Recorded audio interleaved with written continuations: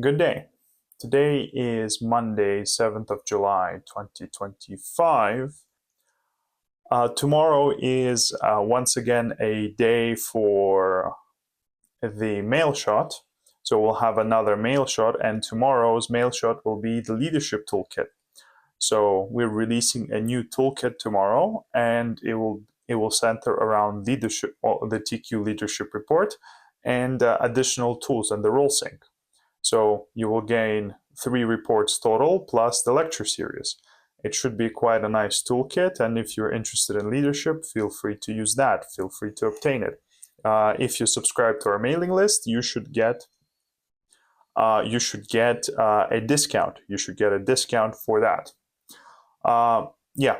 Now, regarding to the content that is presented by Professor, it's once again from the webinar that we started looking at last week. And here Professor describes how TQ works and how does it relate to the resilience and how does resilience works in TQ, right? So he started off with that because it's related to COVID and resiliency around COVID. And I'm not sure if I'll include the COVID part because it's quite redundant. I might afterwards. I'm pretty sure I will afterwards. But it's quite a nice segment where a professor goes into the research related to the TQ, some different studies, and generally how TQ impacts resilience and how resilience works in people. I'll prepare some more material. So next video will either be about the COVID and TraitEI. Yeah. So see you tomorrow. Many of you might be familiar with the Trait Emotional Intelligence Questionnaire, the TQ. It is used globally in commercial settings and, of course, in scientific and research settings. And I sort of had the idea of maybe showing you a brief partial bibliography underpinning the instrument, just to see the hundreds and hundreds of scientific studies that are conducted around the world using the instrument. But I don't want to risk clicking on this today. I don't want to risk any technological fiascos, particularly as I am home alone and nobody's here to help me. So if you want to see a little bit about the scientific studies, the scientific bibliography of the TQ, if you go to our websites and navigate yourself, you'll find a partial bibliography. You literally see hundreds and hundreds of studies conducted with the instrument. And as I said, commercial usage is also expanding very quickly, and some of the world's small, medium, and very large companies and organizations are using the instrument and associated outputs. So that's a brief introduction to some of the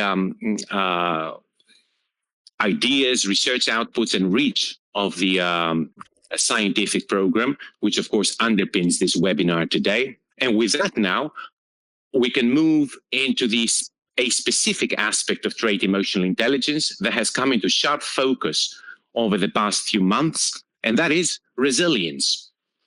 So let's say a few things about resilience from the perspective of the Trait Emotional Intelligence Research Program. So we could say that resilience is the quality that allows us to adapt in the face of hardship, in the face of adversity. Now, the first thing that I would like to note about resilience, the first thing that strikes me at least, is that resilience is amoral. Now, it does not entail a sense of morality. So, for example, you can be a very resilient criminal or a very resilient offender, or you can be very resilient in the mismanagement of your life. And many of us know people who are extremely resilient in terms of digging a deeper and deeper hole to get themselves in their lives. They're very resilient in the mismanagement of their life. So there is a distinction, let's say, between resilience and morality. Yeah. And I think, from my perspective, that the moral virtues ought to take priority over resilience. And perhaps we could make a distinction between adaptive and maladaptive resilience. Resilience that is not good for us, in other words. That's what maladaptive means. A resilience that is bad for us. As I said, if you're a resilient criminal or you're very resilient in doing the wrong thing in life, that's not going to be to your advantage, ultimately. Adaptive resilience emerges with the attainment of self-knowledge. So, in other words, adaptive resilience emanates naturally in the self-realized individual. It's not a question of, how do I attain resilience? What do I need to do for it? It just simply flows along with the attainment of self-knowledge. Resilience, of course, has an emotional basis, and as a field of scientific research, it can be fully accommodated within the more general framework of trait emotional intelligence. Now, many of these notions that become popular from time to time, like resilience, like the dark side of personality or dark personality traits that you might have heard about, like emotion regulation, can be fully and entirely accommodated within the trait emotional intelligence model, because the TraitEI model is more general than these individual constructs and notions. Now, obviously, to be resilient, you need to be able to handle negative emotions. There's no question about that. But TraitEI is about more than handling negative emotions and trying to understand what happened. It is about shaping what happens next. Too often, resilience has connotations of survival.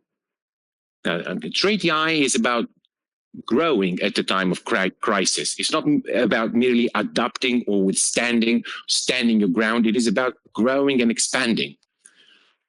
With all the external uncertainty that we are currently facing, is it possible for us to be inwardly certain?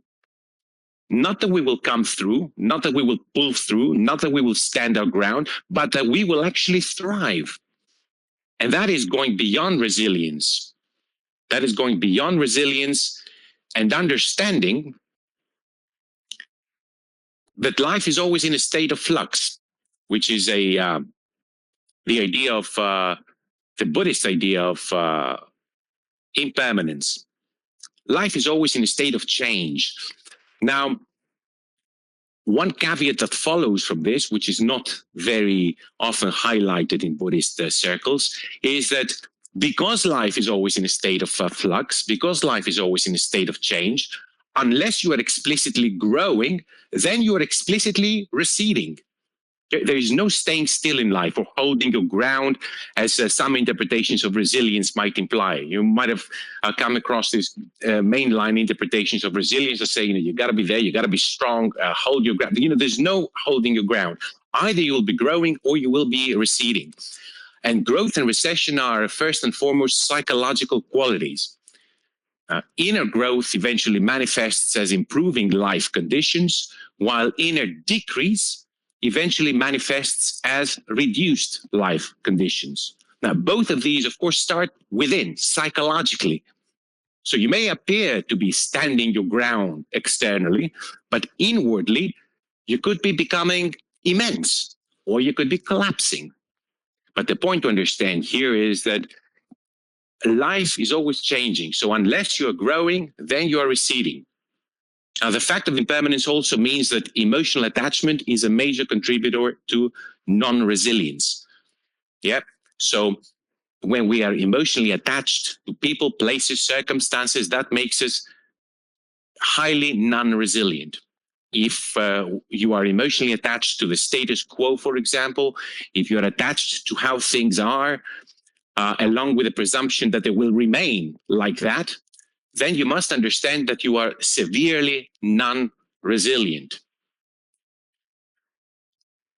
In turn, of course, non-resilience becomes a source of negative emotions, and these can interact with patterns of negative thinking, and that eventually creates conditions like anxiety and depression that are so prevalent in society today.